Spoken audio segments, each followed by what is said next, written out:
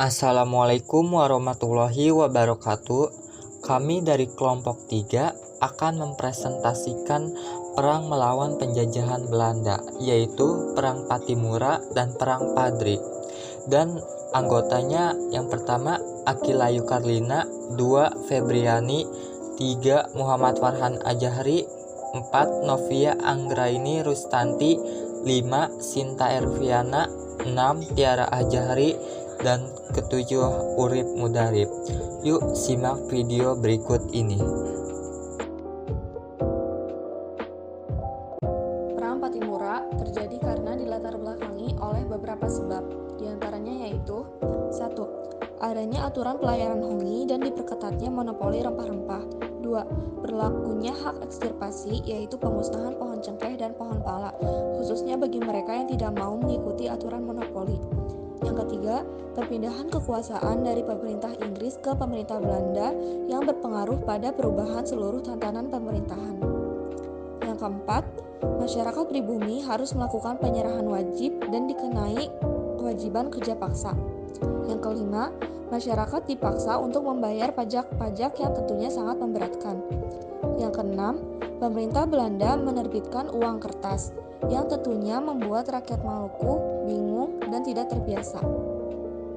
Yang ketujuh, para pemuda Maluku dikumpulkan untuk dijadikan tentara di luar Maluku. Yang kedelapan, para guru diberhentikan untuk penghematan. Yang terakhir, perilaku pemerintah Belanda yang semena-mena dan tidak menghargai jasa rakyat Maluku. Lanjut ke kronologi perang. Kebencian rakyat Maluku semakin menjadi-jadi ketika Belanda menolak tuntutan rakyat untuk membayar perahu yang dipesan dengan harga yang pantas. Menanggapi kondisi yang semakin memburuk akibat kebijakan pemerintah Belanda, para tokoh dan pemuda Maluku melakukan pertemuan rahasia, seperti di Pulau Haruku, Pulau Saparua, dan Hutan Kayu Putih. Dalam pertemuan tersebut disimpulkan bahwa rakyat Maluku tidak ingin terus-menerus menderita di bawah keserakahan dan kekejaman Belanda, sehingga mereka memutuskan untuk mengadakan perlawanan. Perlawanan tersebut dipimpin oleh Thomas Matulesi yang kemudian terkenal dengan gelar Pattimura, dibantu oleh beberapa tokoh lain seperti Martha Christina Tiaahu, Thomas Pettiwale, dan Lucas Latumahina.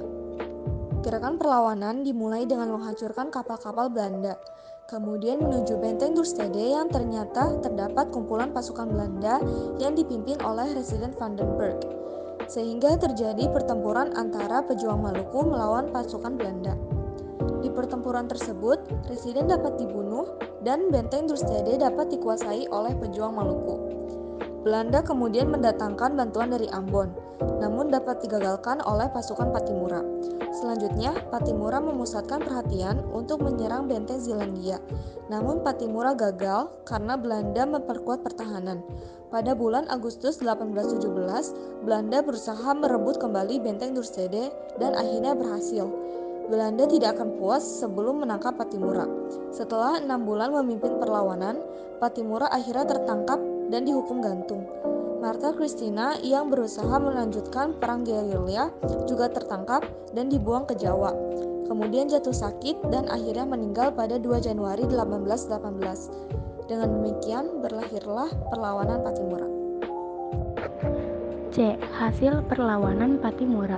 Perlawanan Kapiten Pattimura telah berakhir di tiang gantung. Hal ini membuat rakyat Maluku kehilangan pemimpin mereka yang sangat pemberani. Beberapa dampak yang muncul setelah Kapiten Pattimura gugur diantaranya 1. Christina Martha Tiaahu dihukum oleh pemerintah Belanda dan kemudian dibuang ke tanah Jawa. 2. Masyarakat pribumi Maluku masih terus dipaksa kerja rodi atau menjadi serdadu oleh pemerintah Belanda. 3. Belanda semakin berkuasa dan semena-mena terhadap rakyat di tanah Maluku. Monopoli hasil bumi berupa rempah-rempah semakin gencar dilakukan. 4. Pembuatan perahu-perahu semakin meningkat. 5. Terjadinya persatuan antara rakyat Maluku dan raja-raja di daerah lain seperti Ternate, Jawa, Bali, Sulawesi, dan Tidore. Berikut ini adalah contoh gambar dari tokoh perang Pattimura, yaitu Christina Martha Tiaahu dan Kapten Pattimura. Perang Padri merupakan perlawanan kaum Padri, orang-orang yang melakukan gerakan pemurnian ajaran Islam di Minangkabau terhadap dominasi pemerintahan Hindia Belanda di Sumatera Barat. Perang ini terjadi pada tahun 1821 sampai 1837. Perang ini bermula karena adanya pertentangan kaum Padri dengan kaum adat dalam masalah politik keagamaan. Kaum Padri melakukan pemurnian pelaksanaan ajaran Islam karena masyarakat kaum adat sudah jauh menyimpang dari ajaran Islam. Kaum adat mendapat dukungan dari beberapa pejabat penting. Kerajaan menolak gerakan kaum Padri.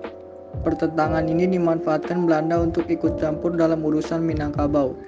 Pada tahun 1821, pemerintah Hindia Belanda mengangkat James Dupuy sebagai Presiden Minangkabau. Dupuy mengadakan perjanjian persahabatan dengan tokoh adat. Berdasarkan perjanjian ini, maka beberapa daerah kemudian diduduki Belanda. Belanda akhirnya berhasil menduduki Simawang. Di daerah ini ditempatkan 2 meriam dan 100 orang serdadu Belanda. Tindakan Belanda ini ditentang keras kaum Padri sehingga meletuslah Perang Padri pada 1821. Penyebab terjadinya Perang Padri yaitu sebagai berikut. 1. Adanya perselisihan antara kaum adat dan kaum Padri sebagai akibat dari usaha yang dilakukan kaum Padri untuk memurnikan ajaran Islam dengan menghapus adat kebiasaan yang tidak sesuai dengan ajaran Islam. Yang kedua, campur tangan Belanda dengan membantu kaum adat. Pertempuran pertama terjadi di kota Lawas, kemudian meluas ke daerah-daerah lain, sehingga muncul pemimpin-pemimpin yang mendukung gerakan kaum Padri seperti Datuk Bandaro, Datuk Malimbasa atau biasa yang dikenal dengan Imam Bonjol, Tuanku Pasaman, Tuanku Nan Rencek, Tuanku Nan Cerdik, dan Tuanku Nan Gapuk. Kronologi perang. Perang Padri di Sumatera Barat ini dapat dibagi dalam 3 fase. Fase pertama yaitu pada tahun 1821 hingga 1825 dimulai dari kaum Padri menyerang pos-pos pencegatan terhadap patroli-patroli Belanda. Bulan September 1821, pos-pos Simawang menjadi sasaran serbuan kaum Padri. Tuanku Pasaman menggerakkan sekitar 20.000 sampai 25.000 pasukan untuk mengadakan serangan di sekitar hutan di sebelah Gunung Timur. Pasukan Padri menggunakan senjata-senjata tradisional seperti tombak dan parang. Sedangkan Belanda menggunakan senjata yang lebih modern seperti meriam dan senjata api lainnya.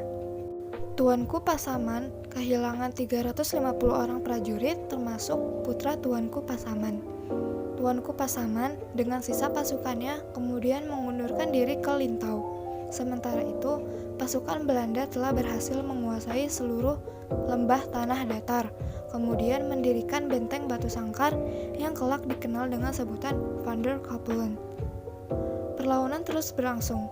Tuanku Pasaman memusatkan perjuangannya di Lintau dan Tuanku Nan Renceh memimpin pasukannya di sekitar Baso.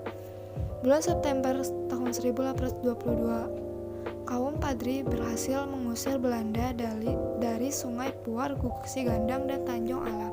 Pada tahun 1823, Padri berhasil mengalahkan tentara Belanda di Kapau. Kesatuan kaum Padri yang terkenal berpusat di Bonjol. Pemimpin mereka adalah Peto Syarif. Peto Syarif inilah yang dalam sejarah Perang Padri dikenal sebagai Tuanku Imam Bonjol. Belanda merasa kewalahan melawan kaum Padri sehingga mengambil strategi damai. Oleh karena itu, pada tanggal 26 Januari tahun 1824 tercapailah perundingan damai antara Belanda dengan kaum Padri di wilayah Alahan Panjang. Perundingan ini dikenal dengan Perjanjian Masang. Tuanku Imam Bonjol tidak keberatan dengan perjanjian damai tersebut. Akan tetapi Belanda justru memanfaatkan perdamaian tersebut untuk menduduki daerah-daerah lain. Fase kedua tahun 1825 sampai pada 1830. Tahun itu merupakan tahun yang sangat penting sehingga bagi Belanda digunakan sebagai bagian strategi dalam menghadapi perlawanan kaum Padri di Sumatera Barat. Bagi Belanda, tahun itu digunakan untuk sedikit mengendorkan ofensifnya dalam Perang Padri. Karena gagal dalam penyerangan fase pertama, Belanda masih terus mengupayakan perjanjian damai dengan kaum Padri. Namun, karena sudah dikhianati di Perjanjian Masang, kaum Padri menjadi lebih berhati-hati dalam melakukan perjanjian dengan Belanda. Oleh karena itu, Kolonel de Stuers yang menjadi penguasa sipil dan militer di Sumatera Barat berusaha untuk melakukan kontak dengan tokoh-tokoh kaum Padri. Hal ini dilakukan Belanda untuk menghentikan perang dan melakukan perjanjian damai. Akhirnya, Belanda meminta bantuan kepada seorang saudagar keturunan Arab yang bernama Sulaiman Al-Jufri untuk membujuk tokoh-tokoh dari kaum Padri supaya bisa diajak berdamai. Sulaiman Al-Jufri menemui Tuanku Imam Bonjol supaya mau berdamai dengan Belanda. Namun, Tuanku Imam Bonjol menolak. Setelah itu, ia menemui Tuanku Lintau dan menerima ajakan damai itu. Akhirnya di tanggal 15 November tahun 1825 dilakukanlah penandatanganan Perjanjian Padang. Berikut merupakan isi Perjanjian Padang, yaitu 1. Belanda mengakui kekuasaan pemimpin Padri di Batu Sangkar, Sarwaso, Padang Guguk Sigandang, Agam, Bukit Tinggi, dan menjamin pelaksanaan sistem agama di daerahnya. 2. Kedua belah pihak tidak akan saling menyerang. 3. Kedua pihak akan melindungi para pedagang dan orang-orang yang sedang melakukan perjalanan. 4. Secara bertahap, Belanda akan melarang praktik adu ayam. Fase ketiga, kaum Padri dari Bukit Kamang berhasil memutuskan sarana komunikasi Belanda di Tanjung Alam dan Bukit Tinggi. Setelah Elot menguasai Batipu, serangan Belanda ditujukan ke benteng Marapalam. Dengan bantuan 2 orang Padri yang berkhianat, pada tahun 1831, Belanda berhasil menguasai benteng Marapalam. Dan pada tahun 1832, Belanda meningkatkan ofensif pada kekuatan kaum Padri. Pada tahun 1833, kekuatan Belanda sudah begitu besar. Belanda melakukan penyerangan pada pos-pos pertahanan kaum Padri, seperti di Banu Hampu, Kamang, Guguk Sigandang, Tanjung Alam Sungai Kuar, Candung, dan Nagari di Agam. Penyerbuan Kamang mendapat perlawanan sengit, namun berhasil dimenangkan oleh Belanda.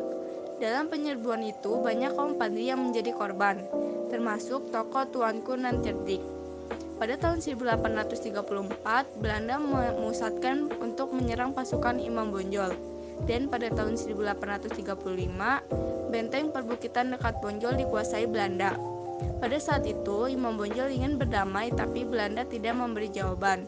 Justru semakin ketat mengepung pertahanan di Bonjol.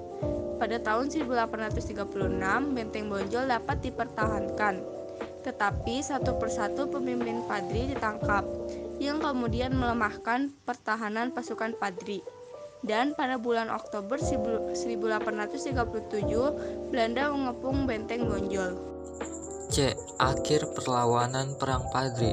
Walaupun kemenangan dari Perang Padri ini didapati oleh Belanda dengan cara yang tidak baik, alias dengan cara yang curang, tetap saja Perang Padri dari kaum Padri yang kala itu dipimpin oleh Tuanku Imam Bonjol kala semenjak adanya penangkapan oleh Belanda untuk Tuanku Imam Bonjol. Maka perang dinyatakan usai dan telah berakhir. Walaupun Belanda memerlukan perlawanan yang sengit dan sebenarnya butuh waktu yang lumayan lama bagi mereka agar bisa menaklukkan daerah Bonjol dan benteng di sana. Namun tetap saja perlawanan dari kaum Padri dan Meriam tidak bisa menghentikan perlawanan dari kaum Belanda. Walaupun penangkapan pemimpin yakni Tuanku Imam Bonjol telah terjadi pada 25 Oktober tahun 1937, tetap saja perlawanan kaum Padri berlanjut.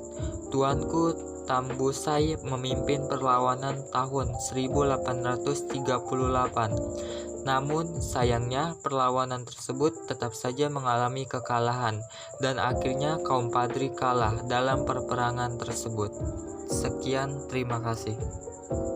Berikut ini merupakan contoh gambar dari tokoh Perang Padri, yaitu Tuanku Imam Bonjol dan Tuanku Tambusai. Nah, itulah sekian dari video kelompok kami. Bila ada tutur kata atau kesalahan, mohon dimaafkan. Sekian, terima kasih. Wassalamualaikum warahmatullahi wabarakatuh.